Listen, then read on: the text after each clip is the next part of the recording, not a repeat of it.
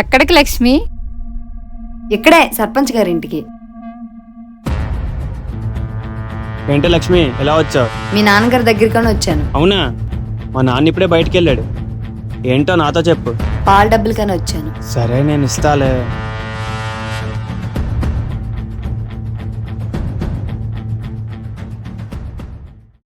అరే రాజు, అక్క రేపు నీ బర్త్డే కదా, షర్ట్ తీసుకుంటాను రారా. ఇప్పుడు ఎందుకులే అక్క? నోరు మూసుకొని రారా. ఏం కావాలి సార్? అన్న వైట్ షర్ట్ ఉందా? ఇది ఓకేనా? ఎంతండి ఇది? 300 ప్యాక్ చేసిమంటారా?